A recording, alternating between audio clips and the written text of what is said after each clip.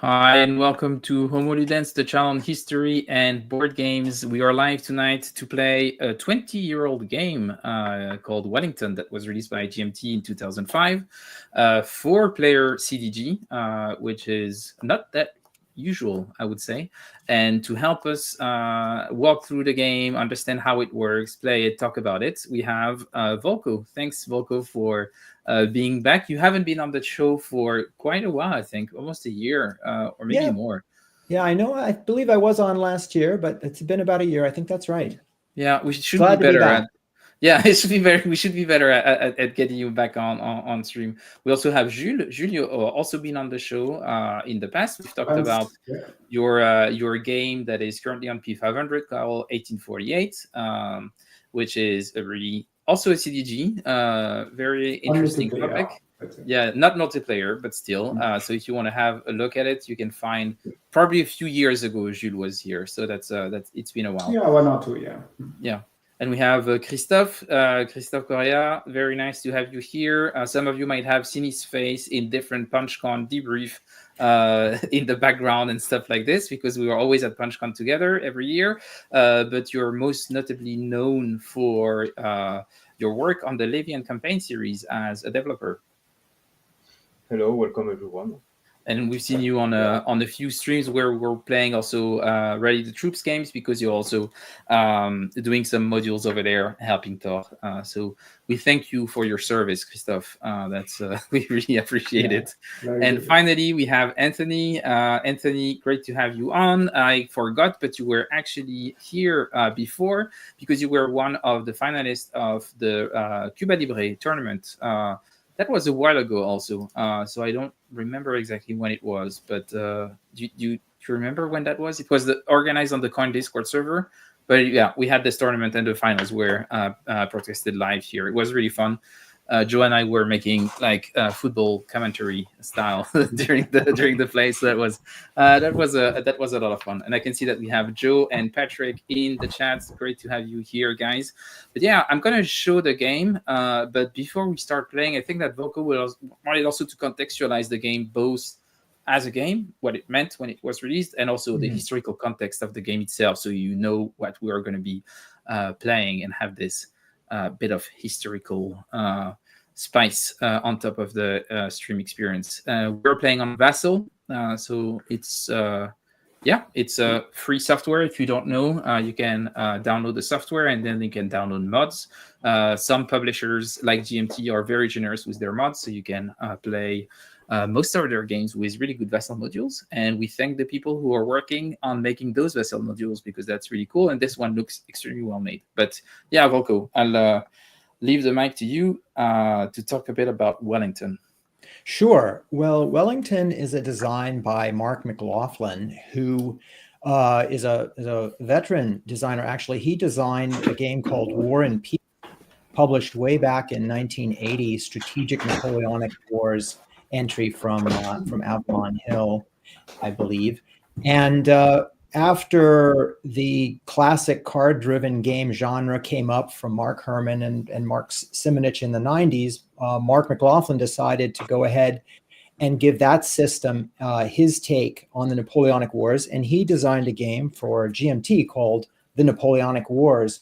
And that is a multiplayer, strategic level, classic CDG on the Napoleonic Wars, of course. And it remains extremely popular today. Regular tournaments at conventions in my country, at least, very popular with my local group also.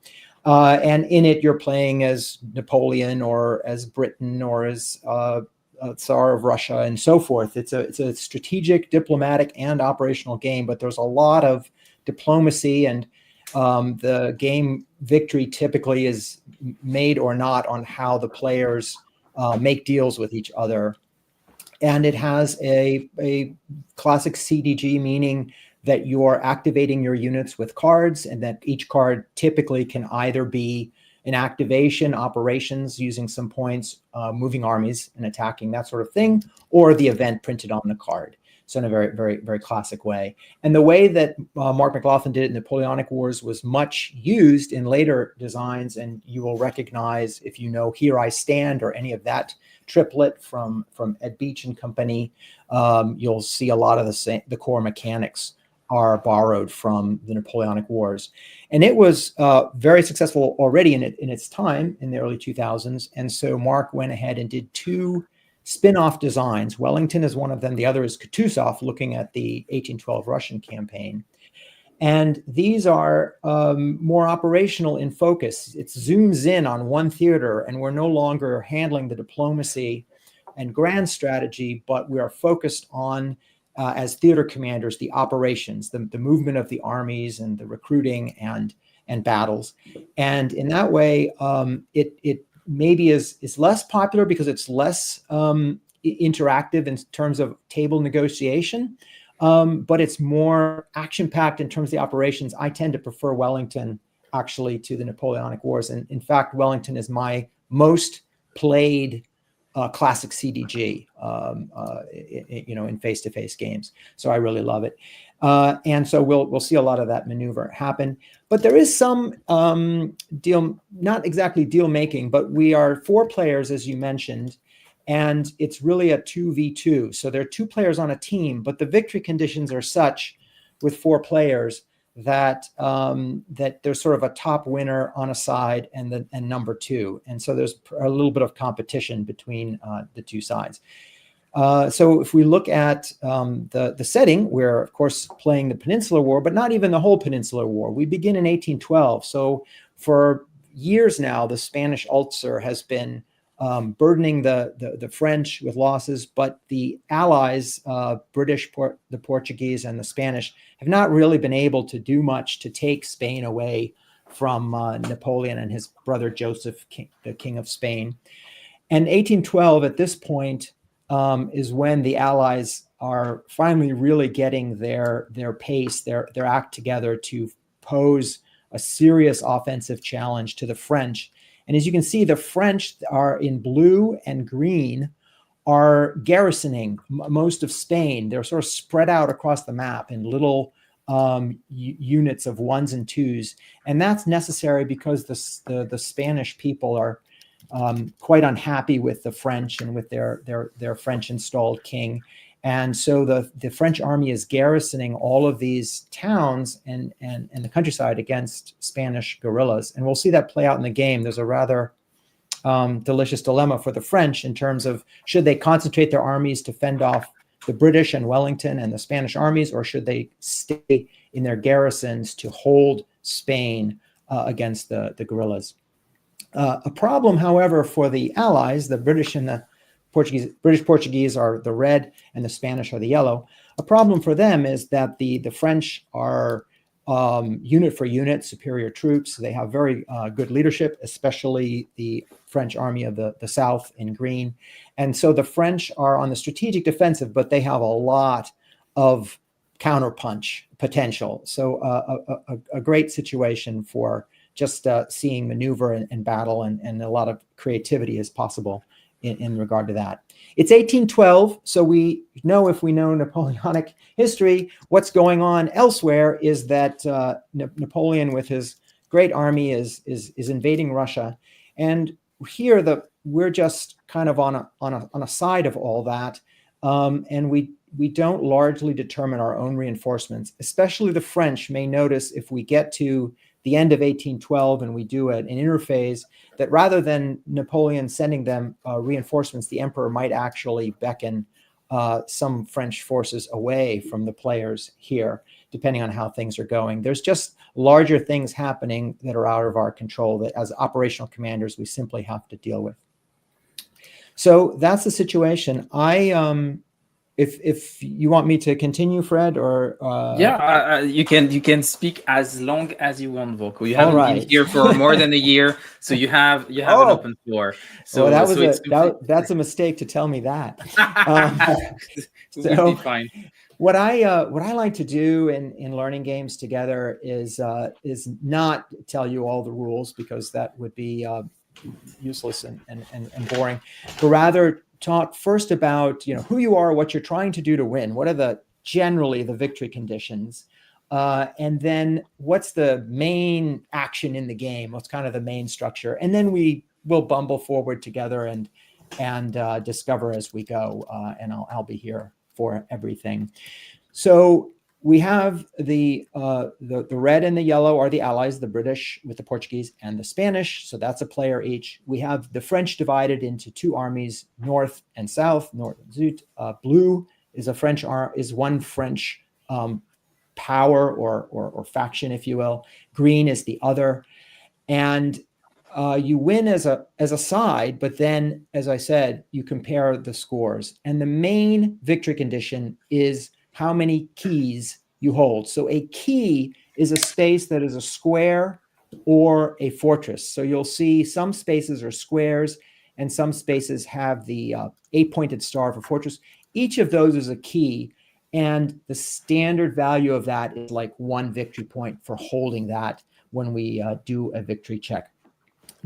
So that's the basic. And then there are a number of little exceptions and provisos. The victory conditions have some details in them. We won't worry about that too much right now. You're mainly trying to conquer or hold the peninsula by the count of these keys. Individual spaces, a space in this game is called a duchy. Individual spaces also count for victory. So the French will get some points for how many individual spaces in Spain they still hold at the end of the year. If the Spanish and British are comparing who won the bigger victory, the Spanish will get extra points for taking Spanish duchies away from the French. There are also some very rare sudden victory conditions. If the French lose France, if the Allies conquer all the keys in France, or if the British lose Portugal, if the French take all the keys in Portugal, or if one or the other side, in effect, conquers Spain, that is, one side has no keys left within Spain. Any of those conditions, I don't know that I've ever seen them happen, except at the very end of a game. Any of those would be a sudden death victory. So hold your keys, gather as many keys to yourself instead of your partner as you can. And also hold, especially if you're the Spanish or the French, hold as many individual duchies within Spain as you can. That's what you're trying to do to win. A single turn, so-called a turn, covers a year. So we see there are 3 turns possible at the upper left, 1812 to 1814. And a year is essentially all the players playing a full hand of cards. But there are a lot of, that sounds like it's not very long, but there are a lot of ways that your hand size is expanded. The size of your hand varies and essentially represents something like the wherewithal you have to fight. And you can purchase additional cards and so forth. So we will play 1812 in a series of player actions called impulses, basically where a player takes their move by playing a card, typically, possibly more. And we'll just go in the order shown on the impulse track until all the players have played their cards, more or less. And that will have been 1812. And then we'll have a sort of a victory check.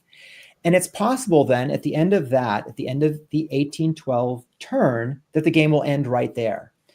And the way that it might end is that there's the possibility that elsewhere in Europe there's peace. It's a very small possibility, but it's possible. And if the rest of Europe is at peace, then we will simply count up our victory points and be done. The second is there's a check if the French manage to hold on to Madrid, the capital of Spain, in the middle. There's a possibility, if they're doing well enough, that the British-Spanish drive for 1812 was bad enough defeat that the French are credited with victory. So there's a little extra pressure on the Allies to take Madrid away from the French before the end of 1812. And as you might guess, Madrid is worth a little bit of extra resource and points. Lisbon is worth a little more if the French take it, as is Gibraltar. Again, rarely happens. But the historic 1812 campaign is Wellington's drive, supported by Spanish operations, to punch through the French fortifications such as Ciudad Rodrigo on the Portuguese border and take Madrid away from the French and hold it to the end of the year. So that's a part of the action, in fact, where we will begin. So how does the card-driven game system work here? The players are going to be drawing hands of cards, which are a mix of cards drawn from a shared deck that you see at the top right there. And then each player, each power, will also be drawing a certain number of home cards. So Mark McLaughlin, in his Napoleonic Wars design, brought in a concept that you'll also find in other CDG games, that part of the personality of each power is that they have a smaller set of special cards just for them that reflect their national military character, perhaps, such as the British, for example, have cards that enable them to use their navy, as an example.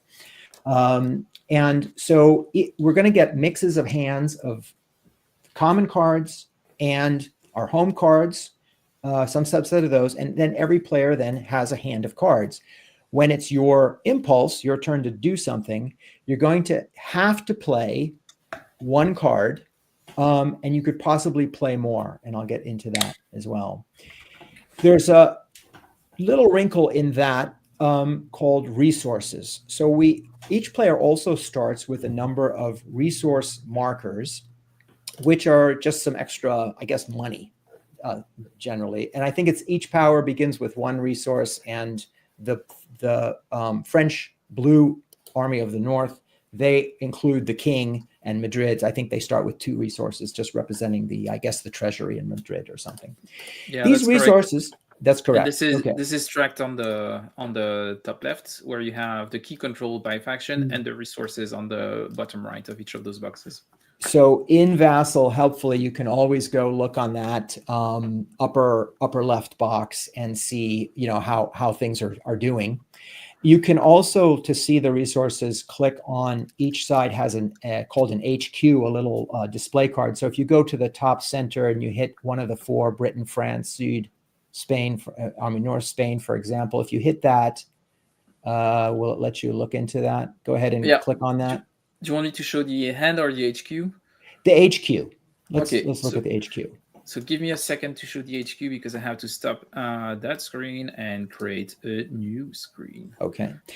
So what we will see there is a little resource marker. And these resources affect those impulses where you play a card, because instead of a card, you could cash in a resource for an extra card. And that could be, if you want, your turn, or you could then play another normal card.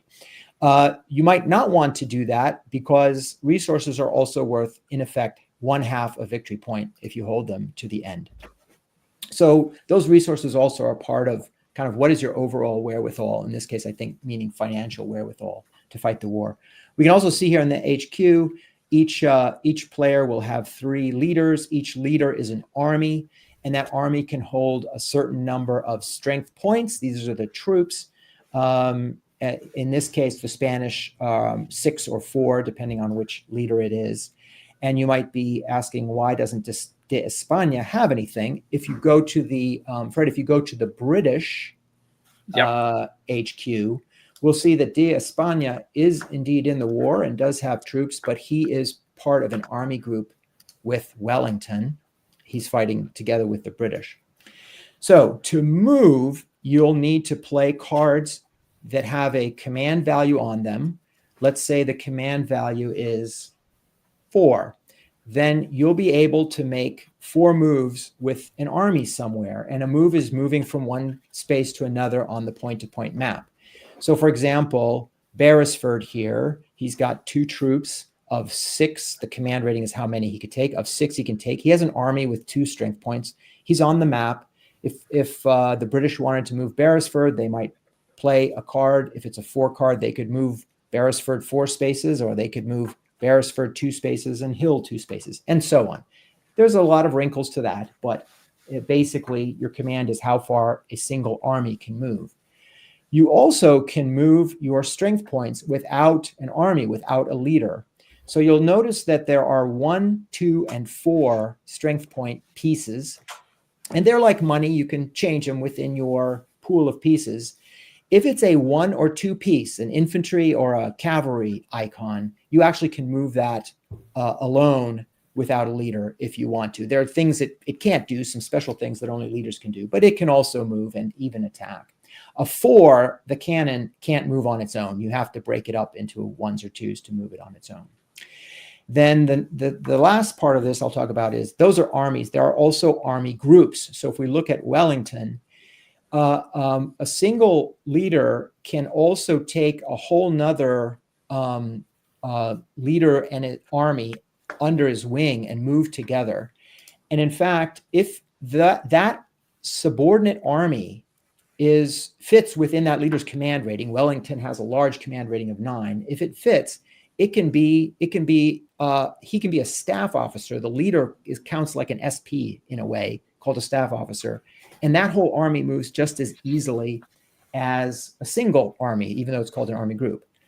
An exception to that, so here's a wrinkle, is national difference. So if you have a Spanish army like d'Espagna's that is part of a British allied army group like Wellington's, this will always be counted for movement as if it's a larger army group of 2 armies, and that simply costs 2 instead of 1 command to move. So Wellington with d'Espagna here, because of the national difference, is just a little slower moving than he would be without d'Espagna.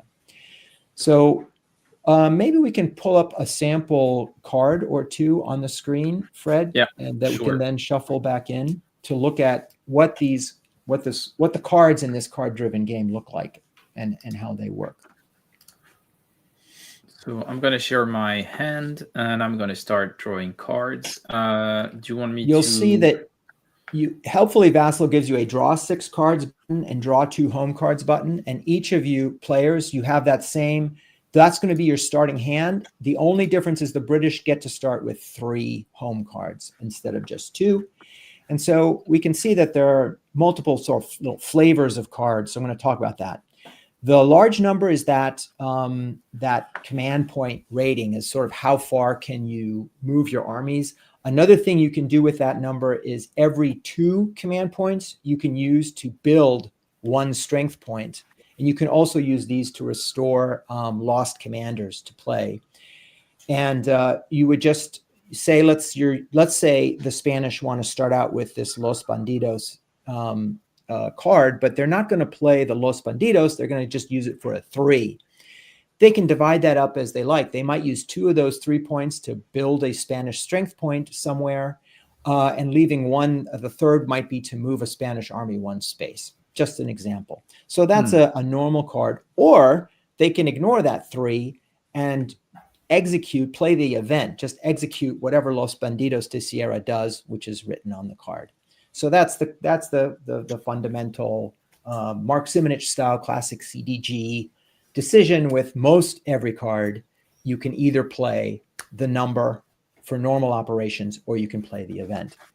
But we have 2 special flavors of events, and we happen to have one of each here. So the blue to the right there, that 4, before I was a marshal, I was a grenadier, response card. And next to it, if you just move that cursor away a moment, we have also a battle card, riding to the rescue. Okay, so recognizable by that symbology of the blue and the black.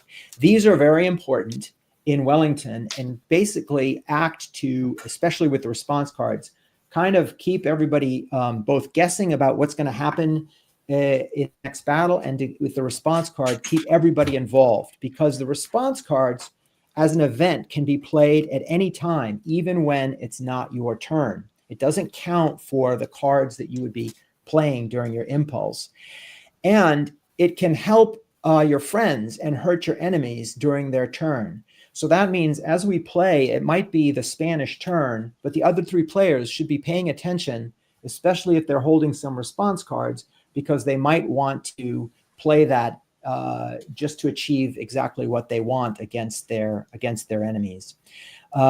The battle card is similar, and if you look at the battle card, that also does not take an action during your impulse. It's not a card that you play for an event during your impulse if you're using the event. Rather, it's during a battle, or infrequently, sometimes during a siege. The main difference between response and battle is you can only play a battle card if you have some of your own formations, your own leader or strength points in that battle. If you're participating in that battle, you can play a battle card. If you're not there, you can't. No such restriction on response cards. So those are two important additional flavors of cards.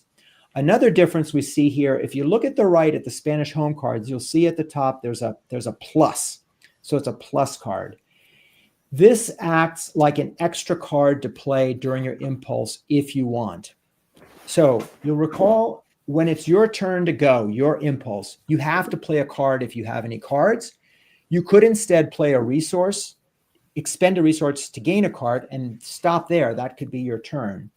Or you can combine a regular card, no plus, with a plus card. That's another option. So the plus cards you could play as an extra card during your impulse if you want.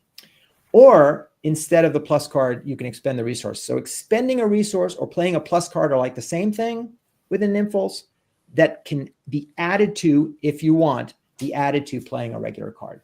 The only other card we don't see here is there are must-play events, which might be, they're mainly things happening elsewhere in Europe typically, and they may help you, they may hurt you, but you have to play them sometime during your turn, sometime during 1812. The good news is you always get and they give you an extra card to substitute for that event since you didn't get to use it for your turn. So we'll see those as they come up. All right, so that's the basic structure of each impulse. We'll do impulses in order, beginning with the British, and we'll talk about how to resolve things as we go. So if we look at that impulse track at the upper left, you'll see that the marker is on the British. You see below the number of cards in hand. Very important because you want to keep track of how many moves do you have left compared to your adversaries. If you're down to 0 cards, your only choice then is to pass. And so you're going to be keeping an eye on that. If you have cards, you have to play them. The only options come in when you are holding resources, whether to play a resource or not. So we start with the British impulse, then it will be the green French Army de Zut, then the Spanish, then the blue, and we go back to the British, and we'll keep doing that on that impulse track until typically no one has any cards left. So British, you are up first, and you'll see that you are already besieging a French fortress at Ciudad Rodrigo in the center left. And so we see there Wellington's army. The 5 is his battle rating, his tactical prowess. The 9 is his command rating. That's how many strength points and leaders he can have within his single army. The little 7 below, that's a vassal feature. That's just telling you he has a strength of 7 in his army. Happens to be 5 British points, a Spanish leader, and a Spanish strength point in his army group. That's what that 7 means. The blue hexagonal marker, that's called a flag. And that indicates that fortress is French controlled. In fact, Army du Nord specifically, the blue French power controlled. And then the yellow color of the space just tells you it's a fortress in Spain. And the 3 there is the fortress rating. That has to do with how hard it is to conquer by siege, which we're going to probably see this turn. We'll see that in action. And that's almost all fortresses are rated 3. Sieges are a little bit unusual in this game in that there's never a separate army or strength point within a fortress. The fortress is kind of its own thing. If there's an enemy army in the space, enemy strength points in the space, that is resolved by a separate battle. So this Ciudad Rodrigo has a blue French garrison in it, and they're going to, on their own, fight against Wellington's army, who's trying to conquer it, if that's what the British decide they want to do. You can resolve a siege, attempt to basically conquer the besieged fortress. You can resolve a siege as the besieger anytime during your turn. So here, for example, Wellington, the British player, could right now say, I'm going to resolve the siege of Ciudad Rodrigo and see what happens. We would do that. Or the British player could play a card, an event, or command points, execute that, and then say, well, now I'm going to resolve my siege. If it's still going on, Wellington could depart. But it doesn't cost any. It doesn't cost any command points. They just decide when they want to resolve it during their impulse. They get one shot at each siege during their turn. So, British player, what do you want to do? So I will play.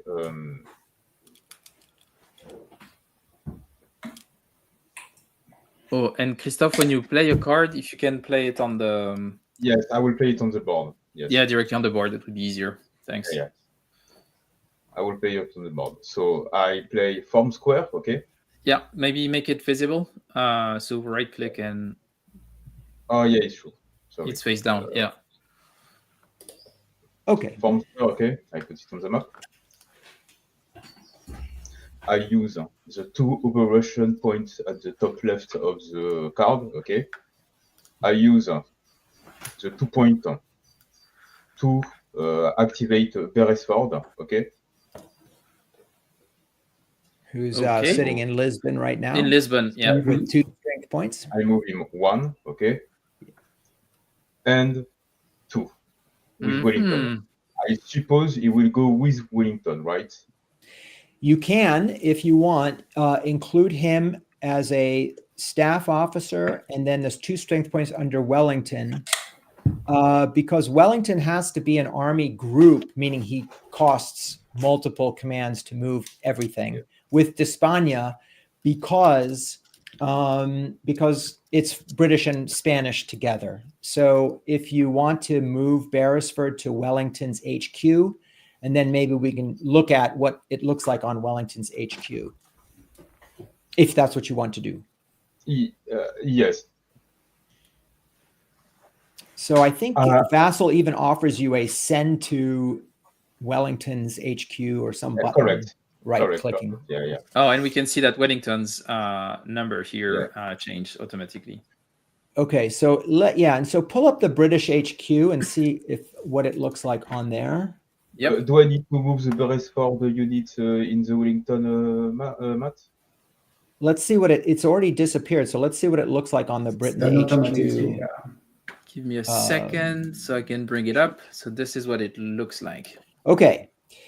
So he had the 5. Oh, the Beresford. I guess, yeah. So we sent Beresford there. That's fine. Go ahead and drag his 2 SP over.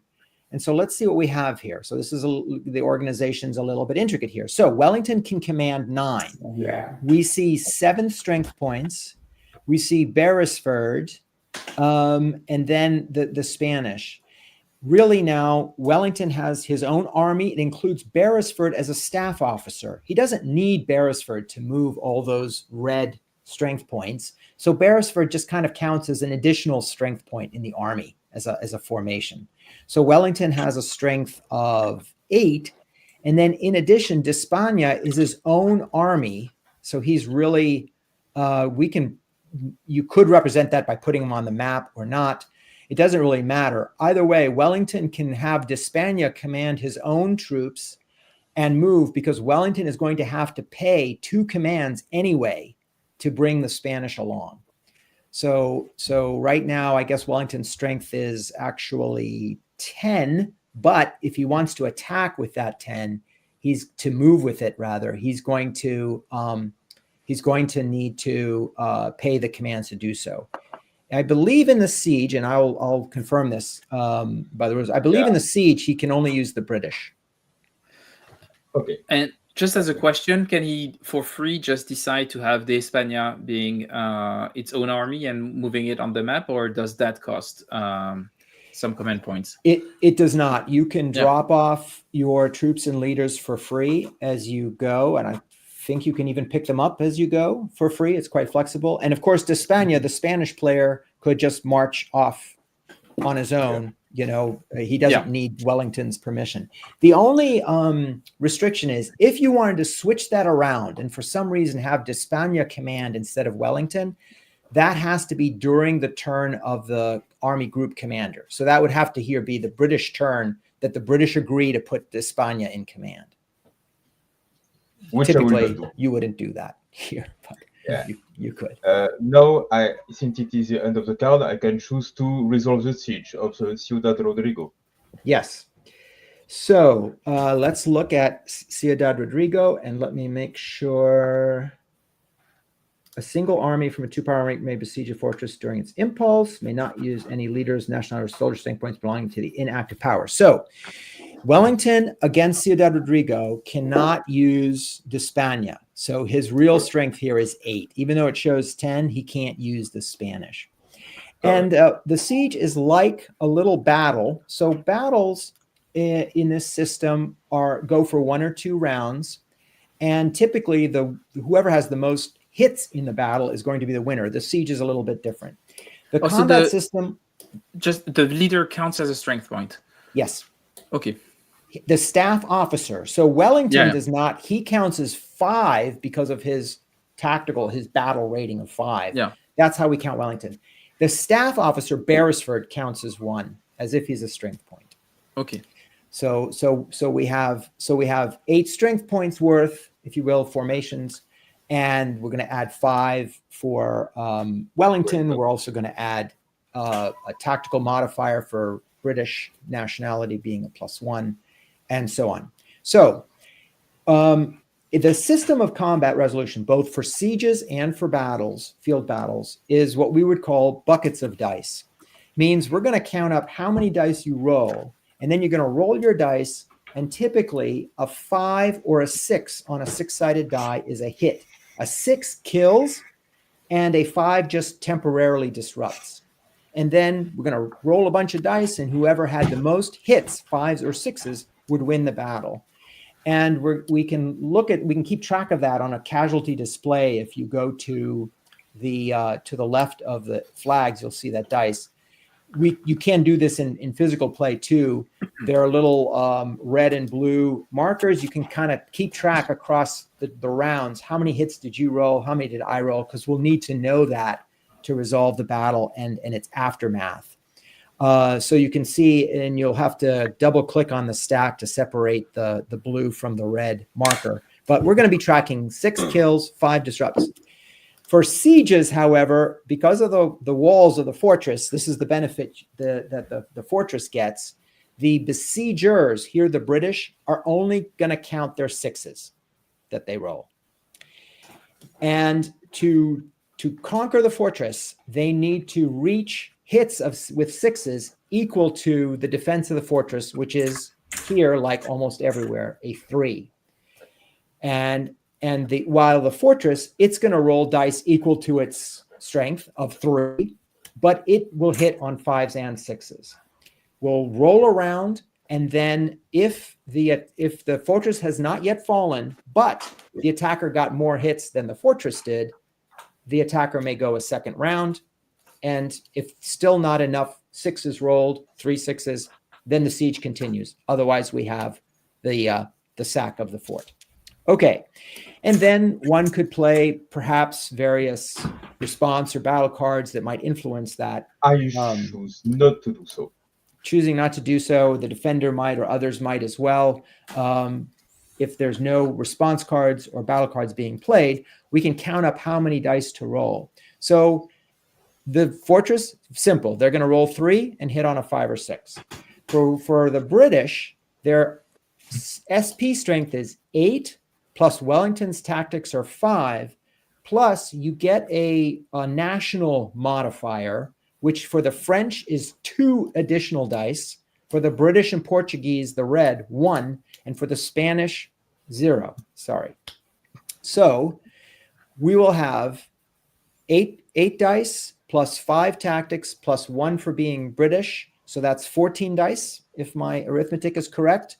But I think only it's hitting on 6s. So the British will roll 14 looking for 6s. The French blue will roll 3 looking for a 5 or 6. No national bonus for the besieger? I believe for the fortress, it's just the size, Okay. not a national bonus. But it's a great question. Let me make sure I'm not assuming. Also, The power defending a fortress rolls dice equal to the fortress's built-in defense strength, 3. So I will roll my dices, okay? my 14 dices to see Yes. how much hits I have. And I have And you three. have Six 3 hits. then 3 hits. All right. And so we could record that, but what did the fortress roll? Didn't roll yet. Oh, didn't roll yet. Okay. Anthony, it's yours. The fortress rolled. No. Oh, So we would apply Very bad. if the fortress had rolled any 5s or 6s, we would apply that, and a 6 kills some SP. Here, the fortress just completely missed. The British have 3 6s, 3 hits, and so that is enough already to for Ciudad Rodrigo to fall. So we are going to sack the fortress. So we can flip that blue control marker to red, and that's going to show that the British now control the key of Ciudad Rodrigo. The British, because they're liberating Spain here, when they're in Spain, they can actually flag, when they conquer a space, a duchy, they can flag it British or Spanish. So it's really the British option. Typically, if it's a key, the British flag it British because it's a victory point for them. Why give that to your ally? So here now the British took a key, red took a key away from blue. That's victory implications. Why might the British give other duchies to the Spanish when they flag them? Because if it's in Spain and it's a Spanish flag, the Spanish can build strength points there. The British can only build in their home duchies. Those are the solid red spaces. So to help the Spanish recruit, if that's what you want to do, you can as the British flag something Spanish. But in this case, typically the player would take Ciudad Rodrigo for himself. Is that, Christophe, what you want to do? yes. Okay. I will take it for myself. For yourself. All right. So that's not the end of it, however. We also have the possibility of overrun and flag overrun. So if the British here, if the besieger had gotten more hits than necessary for the fortress to fall, it would be an overrun, which means Wellington could keep moving. It's not that. You got exactly that. So Wellington is busy with the siege of Ciudad Rodrigo, the conquest of Ciudad Rodrigo. So he's done moving for this impulse. Remember, you could play perhaps another card, or there might be more command points left on the card.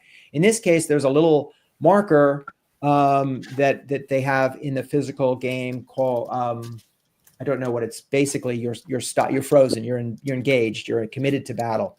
So we can just remember here, because that card's over anyway. Wellington could not move anymore after this because he did not overrun the fortress. He only took it.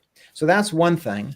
The other is when you defeat, when you eliminate an army or conquer a fortress, you get to attempt to loot it, basically, to get some resources. And the way this works is you're going to roll a die. You add 1 to the result for each round less than the maximum normally allowed.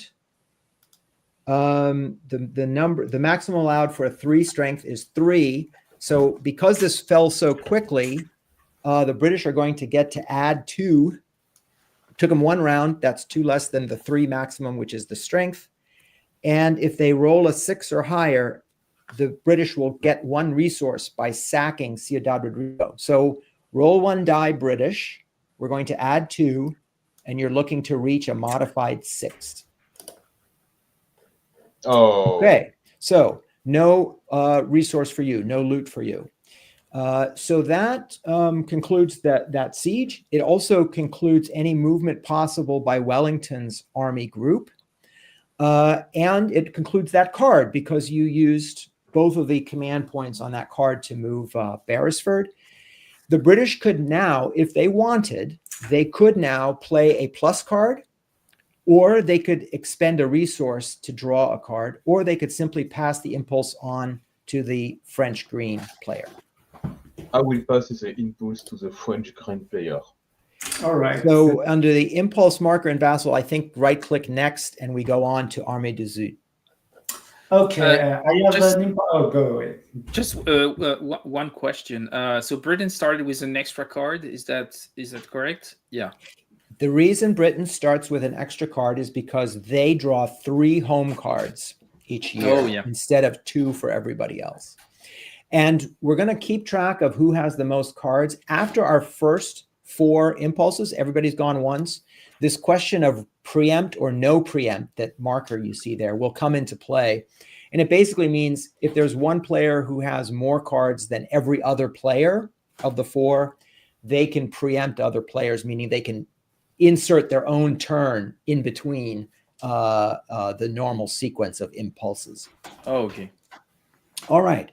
So we can back out and see the strategic situation here for the Army du Sud, the green. You can see that they're kind of strung out across the south. There are Spanish here or there.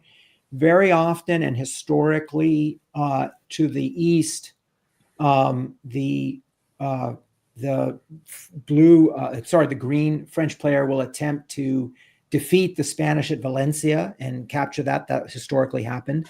However, the most powerful leader, Soult, is in the southwest, and he has got a tactical rating almost as good as Wellington, a potential size of his army the same.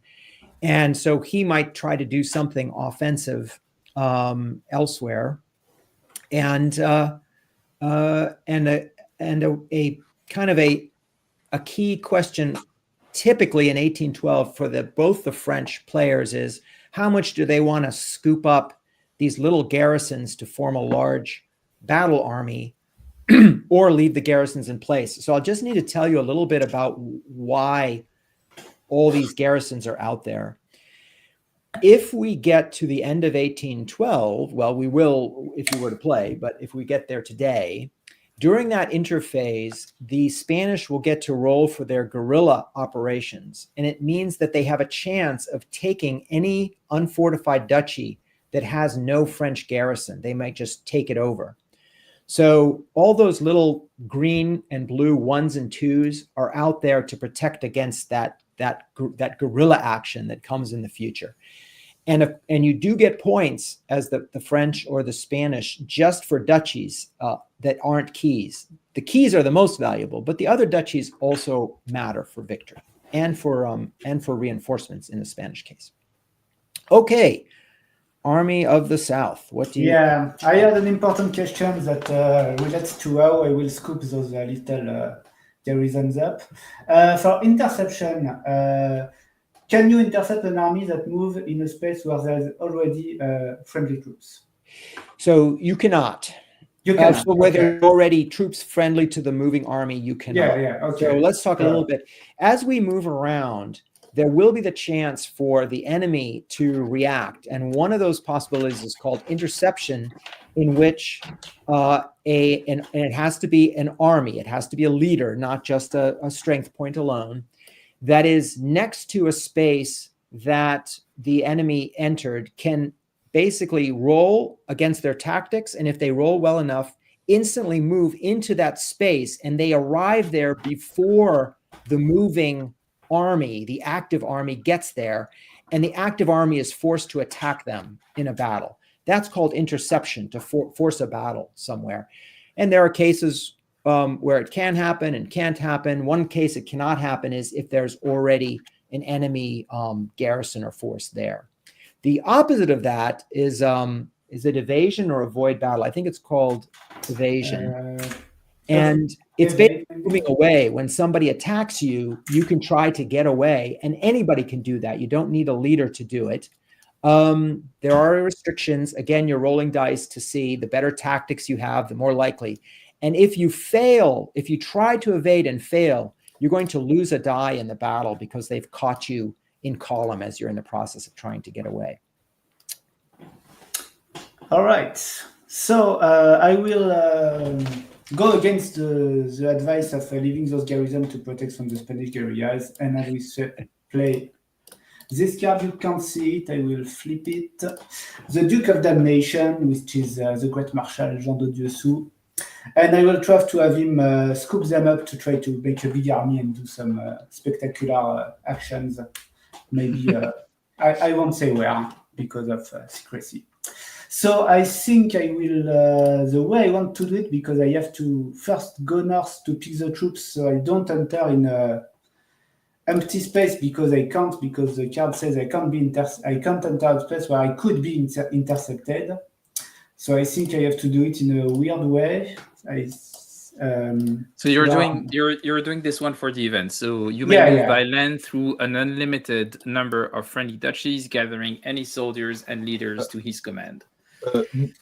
Not that if you go to Badajoz, I cannot intercept with hill.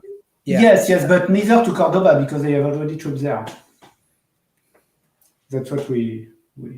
Yeah. Yes, but in Cordoba there are no armies that can intercept you anyway. Maybe there was from Malaga if they could intercept me, but they can't. No, they need a leader there to be able to. No, you can with only two. I think with. I think without leaders. I think Volko said to intercept you need a leader, right? That's right. Yes. Yeah. Are you sure? Because I think you can. So you can move 2 units on their own, but but from what Volko was saying, intercept requires a leader. Okay, I thought you could with only strength point, but you can evade with the SPs, but you can only intercept with a leader. I'll double check, but I'm pretty confident on that.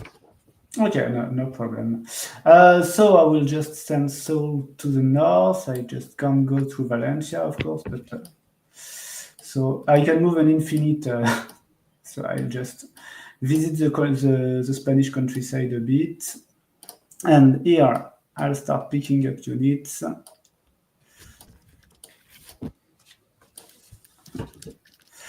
And I will tell King Joseph to garrison his units if he wants the Spanish the countryside, if he wants the Spanish guerrillas.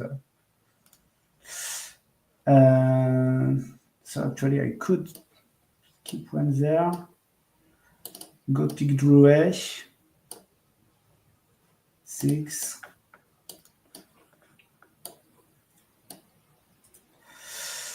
I think I may want to leave some garrison in Cordoba because it's a key. But anyway, I could still come back.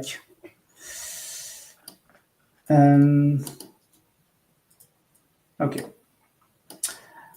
And go back here. And I think I can't do anything else because that was my event. But I could play another card, so I could start my campaign now if I wanted to.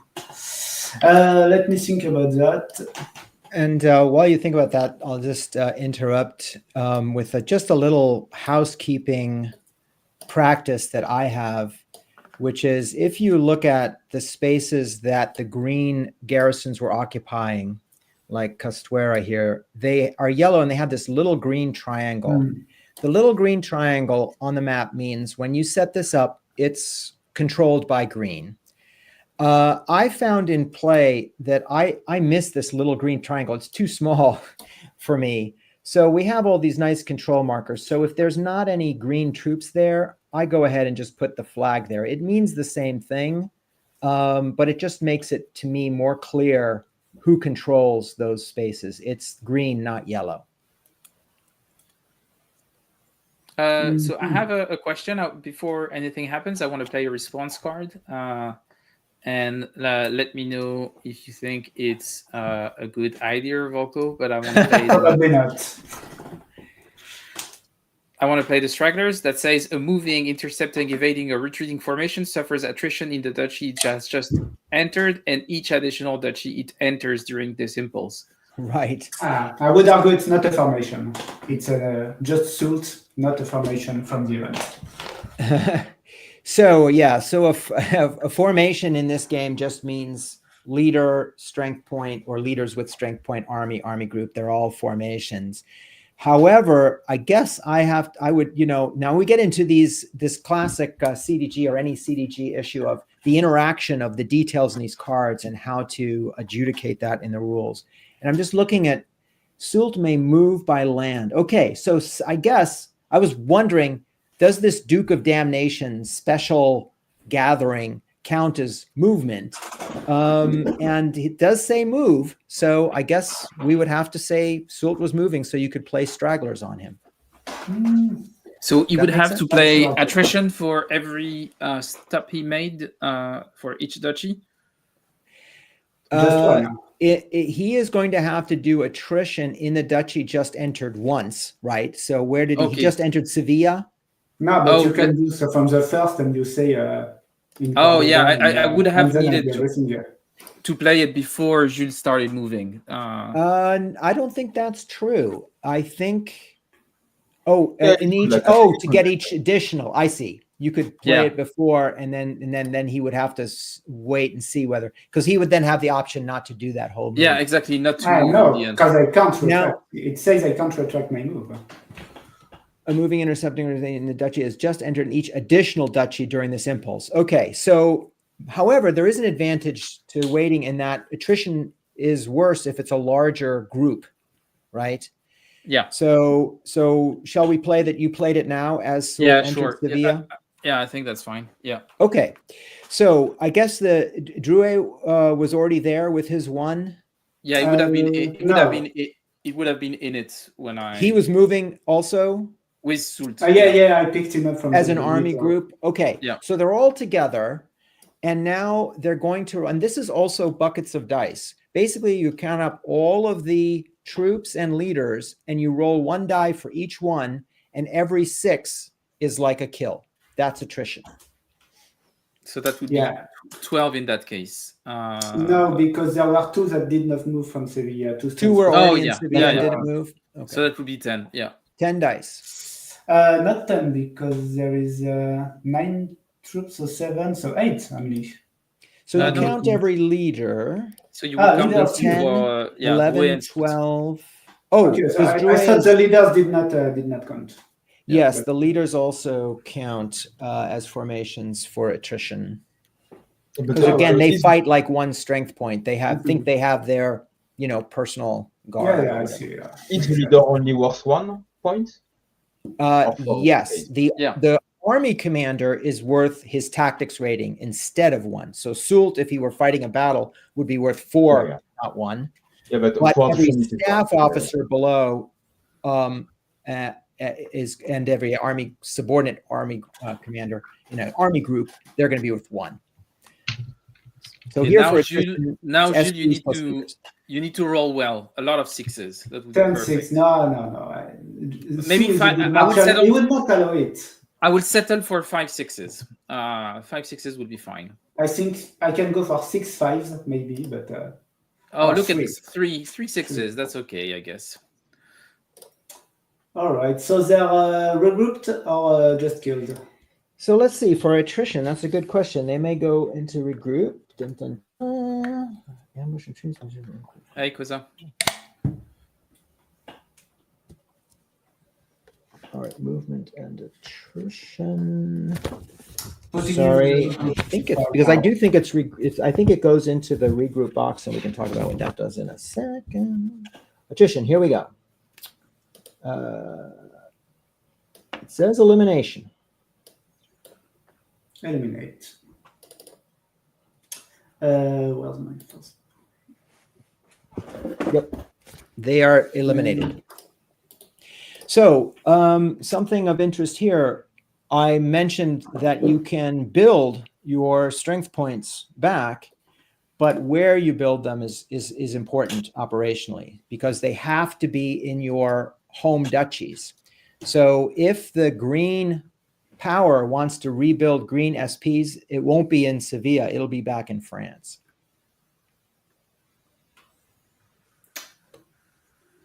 So that was a plus card. Yeah. And because that was a plus card, a French home card, if green wanted to now play a regular card that is not a plus, green could do that, or simply pass the impulse on to the Spanish. I think I will. Good question. Because I don't want. Yeah. That's presuming you wanted to stay in Sevilla. I guess you could move on, but now with stragglers, every time you continue. Yeah. Oh, yeah. It's still in effect. Oh yeah. I mean, Duke of Damnation still effect, Yeah. but if you keep going, you're going to be rolling attrition again. Oh, Duke of Damnation is finished. I can't do much more with it. So, but stragglers continue even for my second card. Yeah, because it's during the impulse. Yeah, of course. Well then, so that will roll. I would have to roll for attrition again. Yeah, that's not worth it. But no, it's okay. I'll just pass. The good thing, Julie, is that if you roll for attrition again, you will roll a lot less dice. So that's Yeah, and more. And the more yeah. you lose, the less die you're gonna roll, and the less That's a attrition good you're gonna point, get. But I will think that's continue pretty cool. ignoring any advice and then no. So to the Spanish then. So to the Spanish, and let me hear, since we've now seen all these flags, these green flags across the map, let me talk a little bit more about flags. So flag shows ownership, and very importantly for your keys, ownership of your keys for victory points. It tells you whether that space is friendly or not, which can affect attrition during movement and can affect victory even if it's not a key in the end, and so forth. So very important who is flagging a space. To change a flag, typically you have to expend a command point to do it. So for example, the Spanish could move from Mérida to Ciudad Real into the green area. That doesn't immediately change the possession of that duchy from green to yellow. The Spanish would then have to spend another command point to flag Ciudad Real, flag that duchy yellow for themselves. And you can flag a duchy where you have formations, where you have a leader or strength points. Also, if you have an army, you can flag an adjacent duchy with your army if it has no garrison, if it has no enemy defense. And I believe you would have to be able to intercept there, so not across a river, for example. And I don't, may also be nobody else could intercept in there. Your enemy can't intercept on there. So special case, but that's only with leaders. Anyway, the important point is it does cost you command points to change the flag of something, with a few exceptions. The siege resolution that we saw is one exception. The British did not have to use a command point to flag Ciudad Rodrigo because they took it in a siege. Great. In that case, I know which card I'm going to play. It's going to be fun. I think that Julie's going to love it. I'm going to play Guerrilla Strikes. Of course. So I can select up to 5 French-controlled, unfortified duchies in Spain, not containing any formation, and you just freed 5 of them, which is awesome. So this one, this one, this one, this one, and this one. Those are the 5 that I'm going to target. I'm going to roll 1 die for each, and I'm going to add +1 to almost all of them, because almost all of them are adjacent to a Spanish formation, except this one. So on 3, 4, 5, 6, for all of those 1, I'm going to reflag them. And then I can do attrition check to 1 French army that would be adjacent to them. So I hope that you like that. No, Sud would not be adjacent to them, so it's okay. Yeah, it should be fine, I think. I'm going to start with Don Benito. So 3, 4, 5, 6, because Mérida is adjacent. And I'm going to roll 1d6. And that's a fail. Then I'm going to do Castuera. And this one would be on a 4, 5, 6 because I don't have a formation adjacent to it. And that's a success. So I'm going to flip and put it on the Spanish side. And now this formation cannot trace back to its own duchy because it's blocked here and here, I believe. Does it matter already? Yeah, it does for the check. If I want to force you doing an attrition check, you need to be blocked. So you would do an attrition check for your formation in Cordoba. And +1 is adjacent around 4, 5, 6. The Spanish may then also force entry on any 1 French army. It must be an army or army group. Oh, so that doesn't count as an army group. No, an army or army group means it has a leader. Oh, okay, so that's fine. fine. Sevilla, right? You can do it in Sevilla, right? Sevilla will work, yeah. Yes. But it's not. Does it have to be adjacent? But no. Oh I yeah, thought no, it no, was a- yeah, it's not. Okay, that's fine. Yeah, I can do It it. just in, has to not have a supply road back to France. Yeah, and because Ciudad Rodrigo has Yeah, been it's taken, closed and now. Merida and Castuera are also not in control anymore, Soult can do it. Yeah. So attrition check for Soult. So that's going to be 9 dice. You finish your. I'm your not done. thing, It's. I but, think it's. Says then, so it looks like you have Oh to yeah, so finish your. it's. Oh, I need to finish. Yeah, sure. Okay. I'm not maybe I will refine No, my. I thought I could do it in each time I succeed, but yeah. So now I'm going to do Ciudad Real. So that's going to be 3, 4, 5, 6, and that's a success. Then I'm going to do Aranjuez, same 3, 4, 5, 6 because it's adjacent to Albacete, and that's a success. I like this a lot. And then I'll do it in Utiel, and same, it's 3, 4, 5, 6, and that's a success. Great. And now I will force an attrition check on Soult. Yeah. All right, let's go. So I will do 5, then 3 and 1, I suppose. So none. So that was 5. 1. That's 1. Yeah. Just 1. Okay. Could be worse. So that's first rule. All right, but you play a lot of strong cards in response and in your turn, so. That was I think it's the only card that I'm gonna play, even though it was a plus card. I'm gonna discard this, and that would be it for my turn. So we go on to blue. Oh, before we do that, actually, Volko, I have a question. If I Yes. have an army in a citadel, does the citadel strength add its strength to the army that is in there? It does not. So, for example, having an army in Cadiz is probably not that useful because I would still roll 3. Or it's right. It does not. It basically you would fight a battle first against an attacker, and if the attacker overran you, then he could do the siege of Cadiz. But the siege of a fortress and the battle with armies are basically mechanically separated. But okay, you so can get the army behind the fortress, right? No, Really?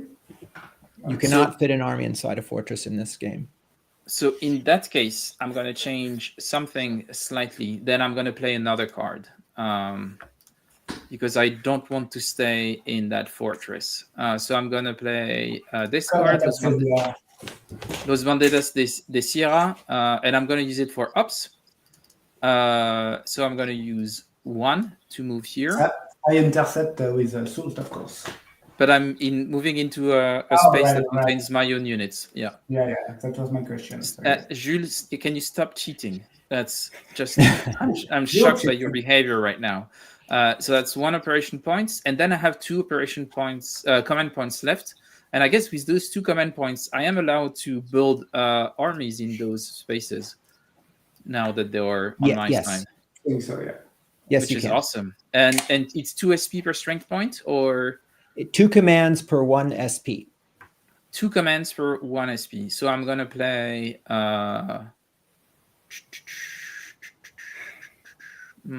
Interesting. I could actually strengthen Blake before Sushi does anything. Volko, what do you think? Should I place 1 SP somewhere in the center of Spain, or should I reinforce one of my leaders? That is the question. I'm neutral. Well, it's my show, you know. It's like That's why you can do whatever you want. I'm gonna. You know what? I'm gonna strengthen Blake. So, is there a limited pool of unit that I have to pick from, or there are? If you go to your Spain flag, I think there's also a force pool. Oh yeah, the force pool. Yeah, that will show you the pieces you have. Because I guess so I have a big pile of 1s. So I'm gonna take 1 of those, and I'm gonna send it to Blake. And Blake is now stronger than ever. And So that was it. So it was one command point to move Castaños from Cadiz to Barossa, and then I used 2 command points to add a strength point to Blake. And so the card is discarded, and actually that blue Duke of Damnation card also would be discarded into the French. Yeah, I already put it by right-clicking and making event, and it puts them here, which is the discard, I suppose. I think that might be the case when it's an event that can be only played once per game. Should go into the discard pile. Yeah, but I think this is... There it is. Yeah. And I think that's then that's it for me. And I will right-click. Oh, someone was eager to go, so someone moved it already. So it's back to French North. So that's going to be Anthony. All right. Because we haven't covered this rule yet, and it seems like an interesting card, I'm going to play this. So Canada is invaded. It has a must-play modifier on it, which I'm assuming we'll want to explain. But it also brings into effect a interesting mechanic. In the British power has 2 minutes to eliminate 4 SPs, or the Army du Nord power will choose. So you have 2 minutes. Yeah. Do we set a timer? Yeah. It has already started.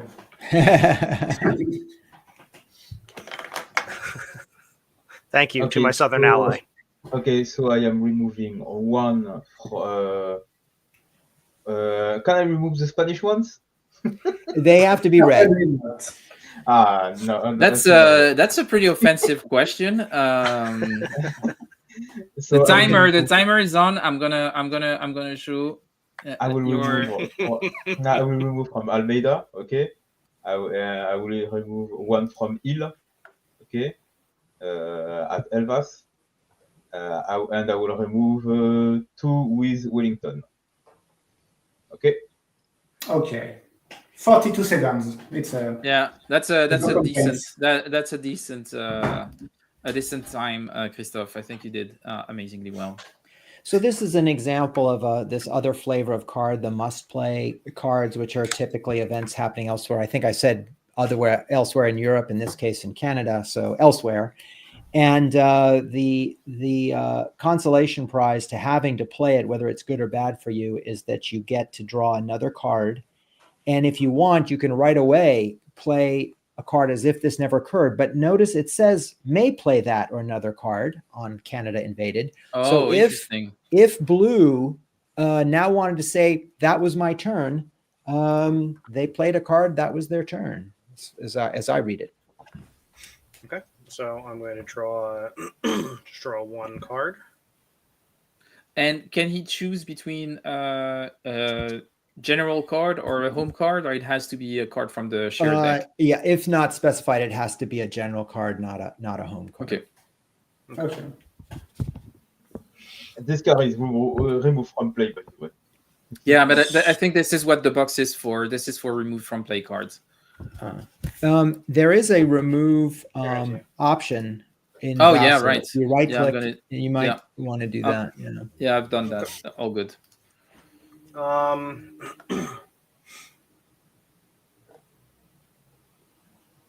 Then I will spend.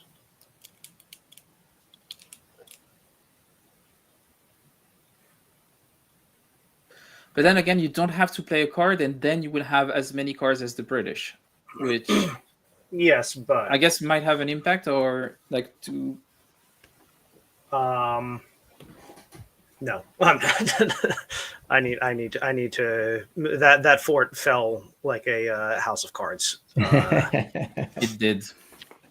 All right, I'll play that for points. Can you flip it? Oh, right. So 3 points. And I will activate. What is it? There it is. Mormont. Yeah.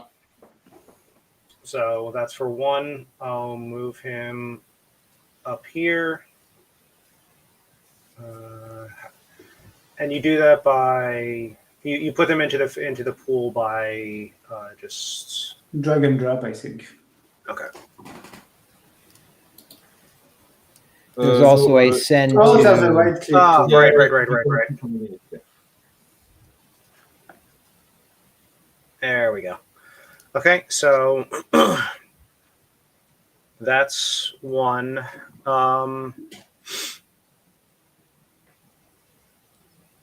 I'll do my second activation here. Move Joseph. Well, apologies for bad pronunciations. And what is movement? How far can I move on a turn? So One per point. you have 2 points left off of your 3 command from the card you played. So you could move an army 2 if you want. Joseph could go 2 spaces if that's what you want to do. But it's all based on the command points from your card. Okay. Yeah, and then I'll move Joseph to move him up to here, to Talavera de Lorena, And you're leaving Madrid empty. Oh, never mind. I didn't realize. It's okay. I think it's cool. I like the fact that you realize that it's not your place to be in Madrid, and that's okay. No. Since we're focused in on this little part of the map, this might be a good time to talk about these various flavors of connections between the duchies. You can see there's the white open road. There's sort of a solid brown called rough. The dashed brown or black, the dark dashed lines are passes, like pass through the mountains. And then the blue dots are river connections. And they affect what your defense is. If somebody is attacking you that way, you get an extra die if you're defending against an attack across rough, for example. 2 dice if it's across a pass, and 3 dice across a river. There's a little table to the lower right of the game board that gives you what these different terrain effects are. An important one over the pass, in addition to the defensive benefit, is that if you're attacking across a pass, that is, if you don't already control both sides of a pass, you actually take attrition just to move across it. So, for example, here, if Marmont at Salamanca wanted to move to Avila across that pass, no problem, because the French, your side, controls both sides. But if Wellington were to be attacking along the route Salamanca, Avila, Madrid, he's attacking across mountains into enemy territory. He's going to be rolling attrition each time he crosses one of those paths into French territory. All right. That's a very cool little wrinkle to show the geography in a very simple way. Yeah. I will still move Joseph. I'm just going to move him 1 over to Toledo, and then I'll push Avia or Clausel in there. So, crap.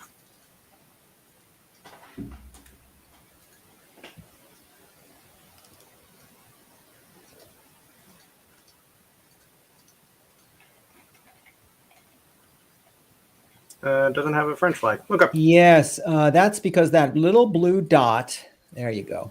Okay. That little blue dot prevents it prevents it. So you're using Volko's house rule to mark it anyway with the real French flag. All right. And then that should be it. So then I just discard it. Discard the card you played. And then okay. On to Britain.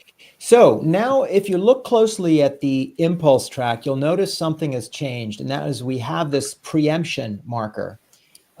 There's no preemption during the first 4 impulses, but we've gone through, everybody's done 1 impulse. And preemption means whichever power, if it's a single of the 4, has more cards than any other, they have this preemption right. And that means that they can go right before somebody else goes, friendly or enemy, as long as they're not going twice in a row. And that changes as the cards are played. So if Britain were to now play a card, which it probably will, it's going to go down to 7. It's going to lose that preemption right away because there are 2 other powers that have 7 cards. Theoretically, Britain could play its resource and then do nothing else, and it would retain that preemption. It couldn't preempt then because that would be 2 impulses in a row, but it could preempt Spain or blue. I will play a card. Okay. I will Boring. Yeah. I will play that one, and I will do something even more boring. I will recruit at 2. Oh, that's super boring. Correct. I'm shocked by how boring it is. So I can recruit it on a home space, right? Yeah. Correct. Yes, only on home spaces. Yeah. Yeah, I will put it on Fuentes de Honor. Now I have paid my card, and it is the next player. And so Right. you'll see that the British have these Portuguese spaces as home duchies. There are Portuguese forces in the Red Army as well. Then there are also some overseas places like Palma and the Balearic Islands and Portsmouth in England. The British alone have some convoy moves that they can do. So if Christophe, if you ever want those troops from Portsmouth or Palma to go to Iberia, then we'll just talk about the convoy rule. But it's basically very easy to bring them to friendly spaces. You need a special card to be able to use those to attack. We'll do that next card. All right. I'm not sure we'll have a next card. That's the only thing, Christophe. But that's another discussion. So back to France. Okay, so I wanted to invade Portugal initially, but now that I have a vengeance to take against the Spanish, that caused me to... Jules, I think you're misreading the situation. We didn't attack you. You just died on your own. Well, You we were just died because of the terrible Spanish food. It is the same thing, guys. So you came to Sevilla without any kind of resources, and then you're shocked that your units are dying, which is quite ridiculous, frankly. Well, anyway, it is time for vengeance. So I think I will take Soult, and I will first attack Malaga and hope that I can crush the garrison here easily, then go to... But we'll do that sequentially. So I just take Soult and go to Malaga. And now I can potentially try to intercept. Or Yeah. to evade. Yes. So you could have formations in Malaga evade, or the army, Castaños, could intercept to defend Malaga. I'm going to try But to intercept. You only have a formation of 6 with Castaños, so you could only... But that would be 6+4 once I'm in the space. Oh, you get the +4 too? Okay. Also the movement, does that need to be rolled beforehand? Or like the attack modifier? So now I need to check if I'm succeeding at the interception, I guess. Right. So what's happened is, just to review, so Green played a 3 operations, and the first of those 3 was to move Soult's army. Sevilla is still green, so we might want to put a green marker in there just to reinforce that. And before Soult can enter and attack Malaga, the Spanish in this case have the option to evade or intercept, and they're going to attempt an intercept with Castaños. And an intercept, it's a 2 dice, and I think you need 9 or higher. You add your tactical modifier, and then there are some other. And I have a -1 because it's rough. -1 for rough, and then is there anything for the fact that it's already friendly to you? Does it give you? I don't think so. No. That's it. Just the -1. So it'd be that's an gonna even be 9 or higher. Yeah, 9 or higher because it's -1 +1. It is +1 if you're +1 intercepting probably, into yeah. a friendly duchy. So you have Okay. a +1 because Malaga is already friendly. So I need 8 or higher. That's Yep. it. And it's an 8. Look at that. Awesome. Perfect. Just like so I I'm wanted to.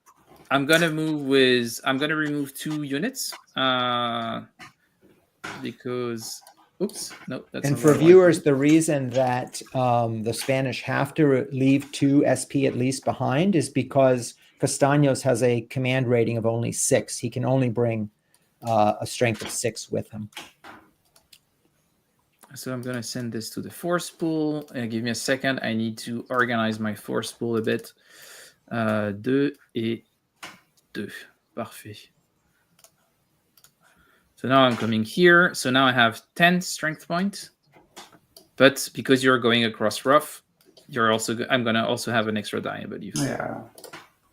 So you get everything for the defense, because I know in other games you can not have more than the formation limit of the leader, but here... So the space enough. defend with whatever's there, the 4 Mhm. that were already there, plus the Okay. arriving army, which gets there ahead of Suld. Yeah. And now the attacker and then the defender can play battle cards, and then anybody, there are very often are response cards that affect battles. So the British or the blue French could play a response card even that might affect the battle, for example. In this case, who's playing the masked grenadier? Me, I have the grenadier. Okay, so that's the French attacker. Add one battle die, select the winning side in one tied round. Okay, so the way this is going to go is we're going to again count up the dice, the leadership modifiers, the terrain modifier, and the national modifier. We're going to get some number of dice plus any effects of cards. We're going to roll those buckets of dice. We're going to look at 5s and 6s, and whoever gets more total hits, 5s or 6s, has won the battle. If it's the same number, it's a tie, and then we go to an additional round.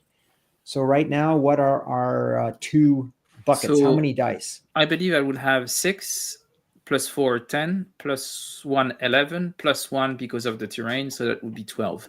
But I mean, that would be totally okay if Christophe played a response card to help me. Just saying. No need to. To help you, really? Yeah, well, the thing is that Can they Sult play could a then... card against you? No. The thing is that Sult is a threat to Portugal. So if you like, Absolutely not. It is exactly going away from Portugal. He literally said that before going to Portugal, he wanted to get revenge. No. I'm just saying, Christophe, it's really up to you. And it's not like you have a lot of stuff protecting Portugal from that front. So, just think about it. But if you want to perfectly role-play the British, you have to let your allies go and take the losses. This is exactly what I am going to do. This is very good. Okay, so I have 12.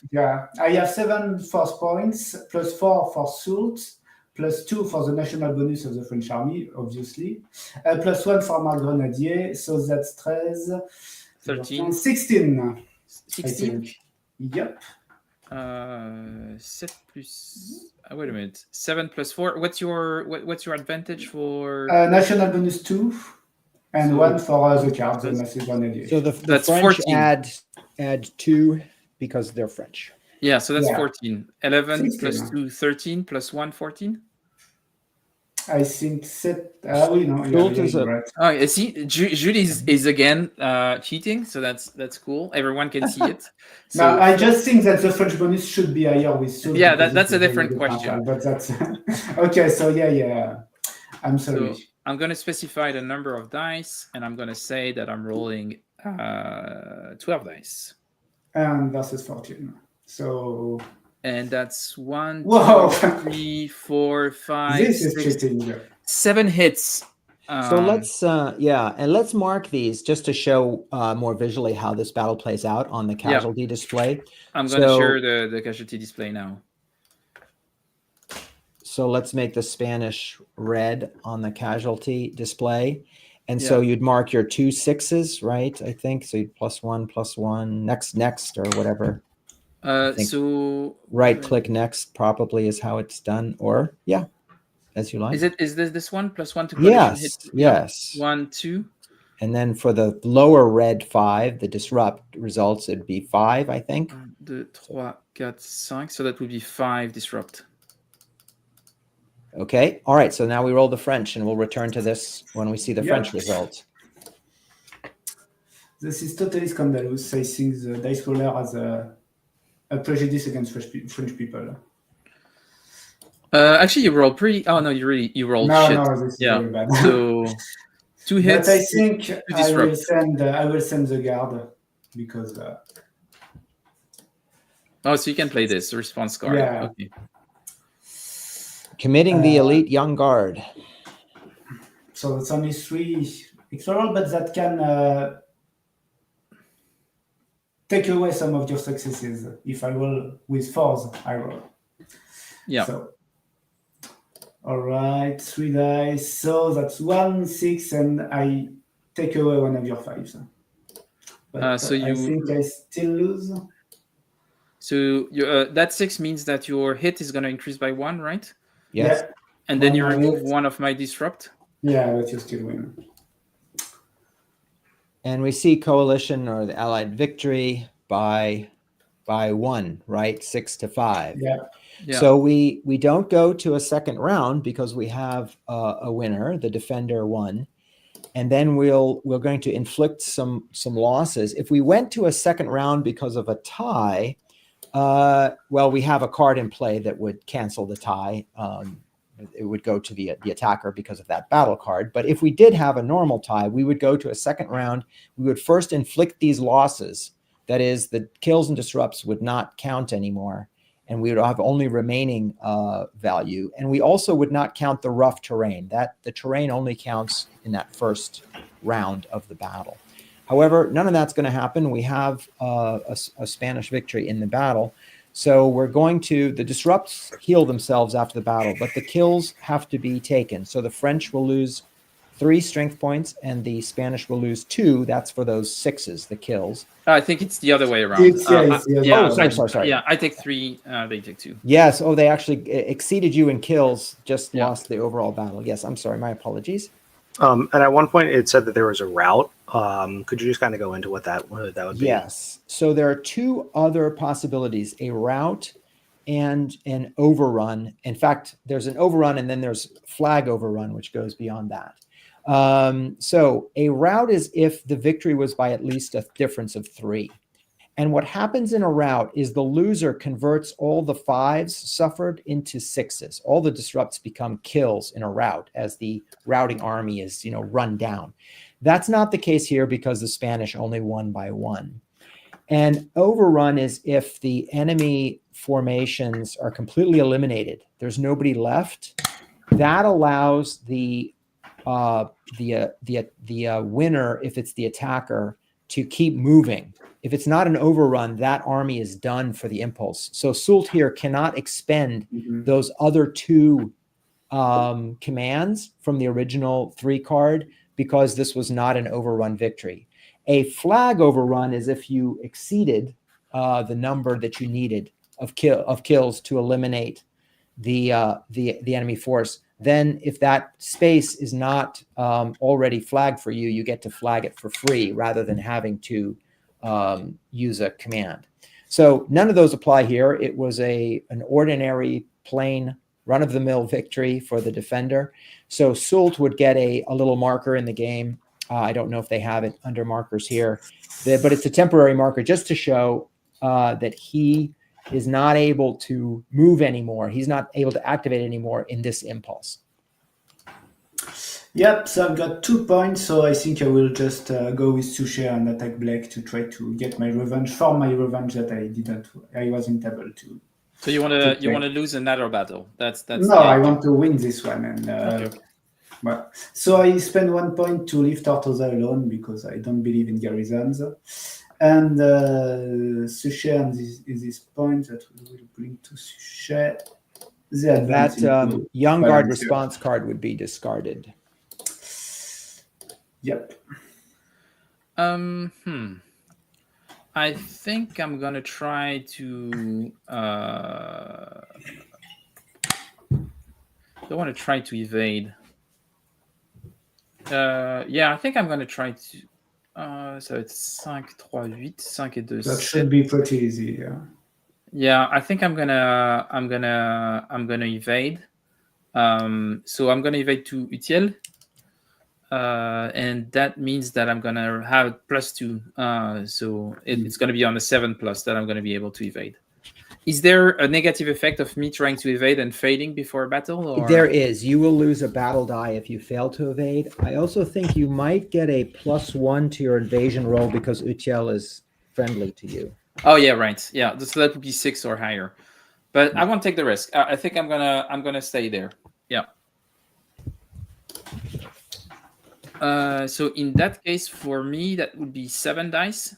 And for Suchet, that would be 8 plus 2, 9, 10. 10, yeah. Yeah. So I'm going to roll my 7 dice. I'm going to specify the number of dice that I want to roll. 7. Okay, and that's 2 kills. Okay, I got my revenge. Yeah, and you've got 1 kill and 3 disrupt. 3 disrupt. So that's 4 to 2. So I have to retreat. Yeah. So I'm going to retreat to But I Utiel, got 2 kills now. and I've got to lose 1 unit. Um, And you've got to lose 2, right? yeah. Got to make some change. Here it is. And so now there is. I could resolve the siege right now, or do I have to wait? I won't do it So I'm anyway. just But looking because this was you had a battle, so it was not an Mhm. overrun. You didn't eliminate him. So I'm just trying to see whether the fact that I know that Suchet could not move anymore. Mhm. This impulse. I have but no points yeah, later anyway. But You have 1 I point thought left, you I had 1 believe. point. Yeah, you have no, one. I put one to get one army from Tortosa to get Yes. one more Oh, unit Right. first. Right. Okay. So the question is, can you resolve a siege if that? I won't army do it has anyway. not? But And siege resolution.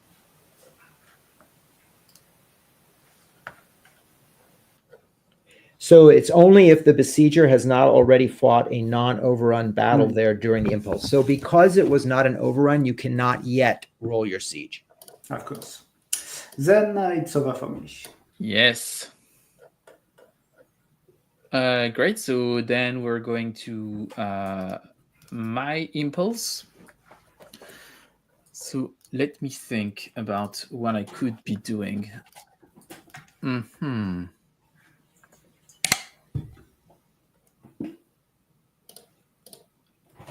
I'm thinking, Volko, if I play the resource now to get a card, could that be my whole impulse? It can. You can play your resource instead of playing a plus card, so it counts as playing a card. So you can just play a resource, take a card, and pass on to the next. And I think this is what I will do. So I will right-click on it to say use to draw a card, and I will get a card, I believe, in my hand. And yes, I did get one. And I'm happy with this. I will. That would be my whole impulse. Okay.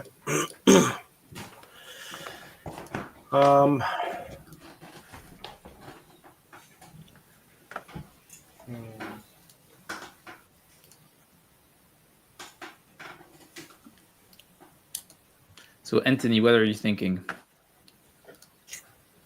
And I would say there is no shame in giving up and admitting defeat at this point. I don't think the Emperor would be mad. I think he would understand. We are winning the war.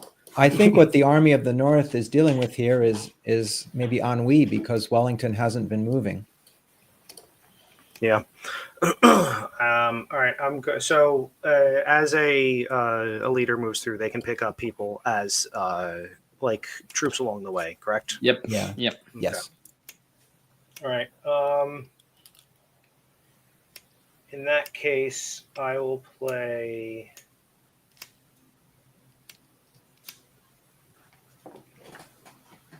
that for events or for points. For common points, yeah.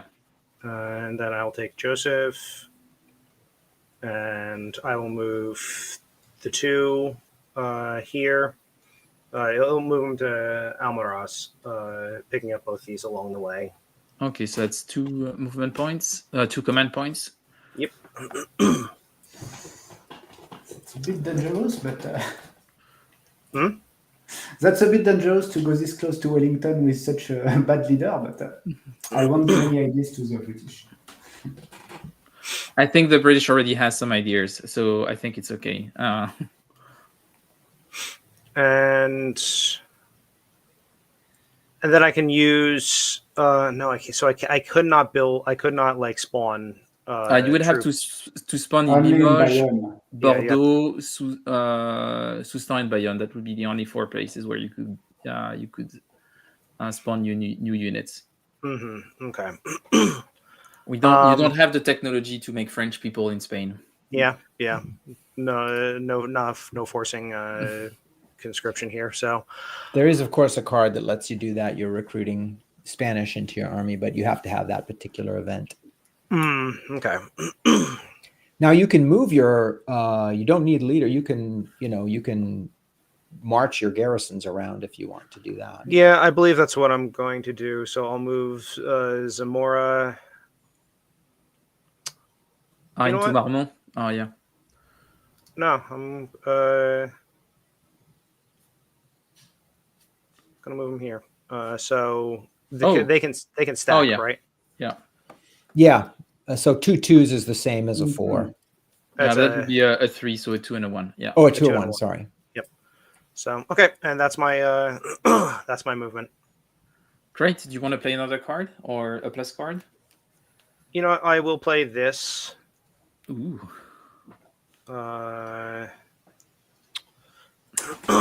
So place 2 French SPs nice. and any Yeah. unbesieged Spanish This is duchy. you now.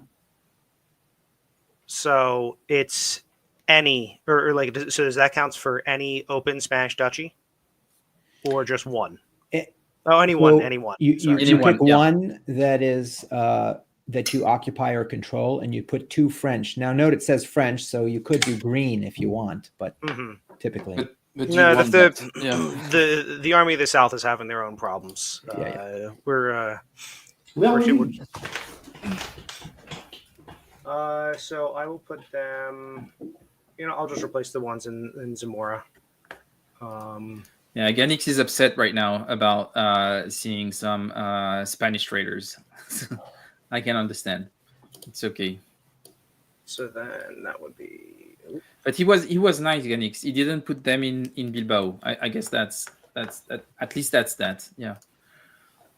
So okay, and I believe that should be, and then that is discarded. Correct. All right, and then that should be my turn. Next impulse. The end of the impulse, and I guess we're gonna pose it here.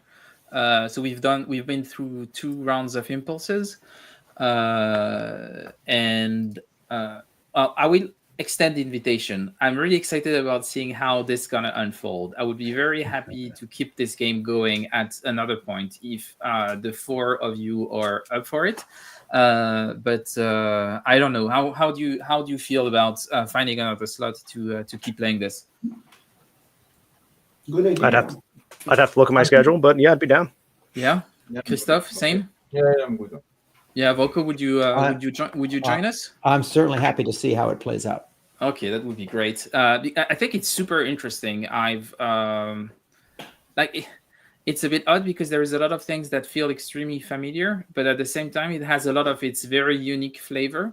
Mm-hmm. And when I see this, I need to play more, but I kind of struggle to understand why it didn't do better. So that's the only thing that I'm a bit confused by. I don't know whether your thoughts on it, Volko, because it was released in 2005. Was there any second printing or? Yeah, I don't know if there was. I should have probably researched that.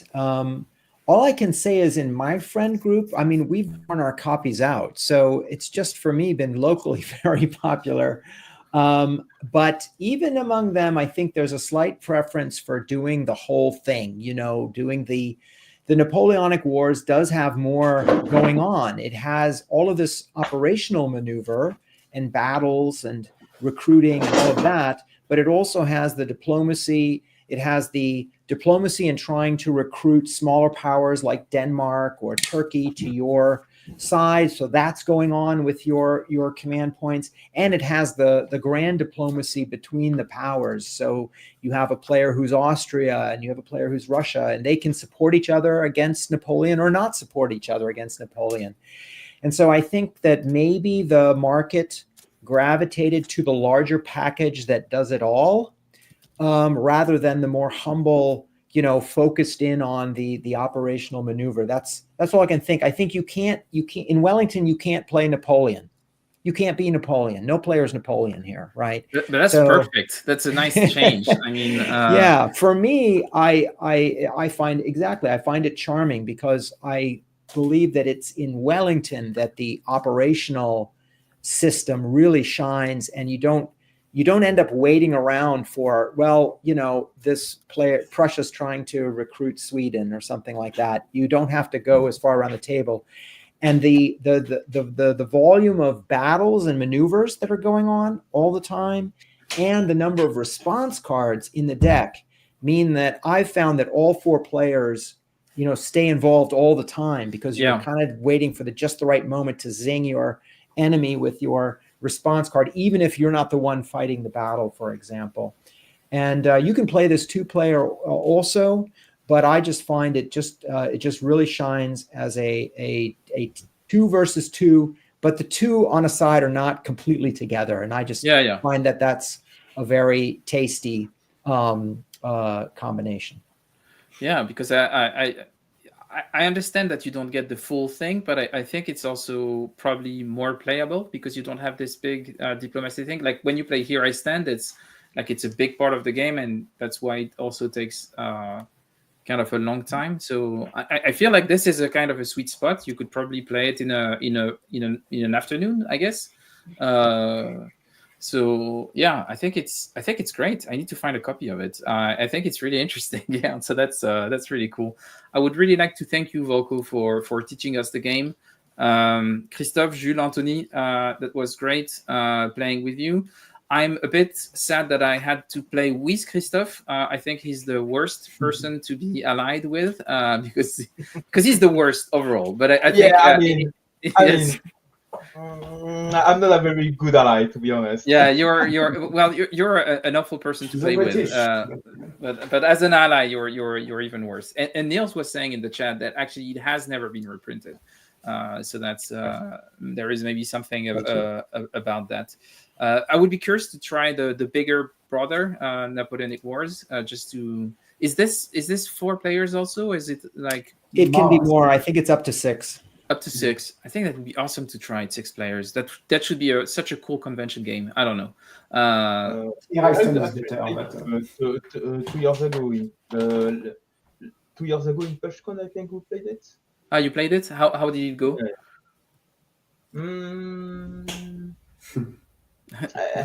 I mean, it was fine, but the game is not as people might think that, okay, so everyone against Napoleon. It's not just that. It's a bit like a Triumph and Tragedy, where if you focus too much on the historical narrative, the game is not going to be exceptional because the allies need to bother each other, in Napoleon. Also in the Napoleon, of course, the main protagonist is Napoleon, and usually 2 or 3 people are against him, But someone, who is last, often Prussia, that wants to maybe do the least amount of stuff and actually take the victory in the end, So it's okay. Everyone's against Napoleon, but usually against Napoleon, but people can also side with Napoleon, but it's never going to be a long alliance. Because if people like with Napoleon is going to win. So anyway, I thought this was really cool. If all of you are ready for another game of it, let's find a time to actually do it, and let's have a chat about it soon. Thanks for everyone who was watching. I think that if we do another one, that might be on a Sunday evening, so for the classical stream day, but that also might be after SD EastCon, because I think that I don't know, Volko, if you were doing some demos also during SDSCon. I'm going to do a few things. So that weekend, I'm going to be pretty busy. And I guess you too. So that would be after that. But it was really cool to have all of you. Thanks again for making the time for playing the game. If you want to support the show, you can subscribe, you can like the video, and the best thing that you can do is donate on Ko-fi, and you will have access to the Discord server. And you know who's on the Discord server? Almost everyone on that panel, except Volko, because he's not very generous. No, you're giving your time, and that's more than enough. But yeah, anyway, we have a lot of cool activities on the server. We have a club de jeu where we learn and play games together. There's a lot of cool stuff. So if you want to support the show, that's a great thing to do. But thanks, everyone. Have a great evening, and see everyone soon. Bye-bye. Bye. Just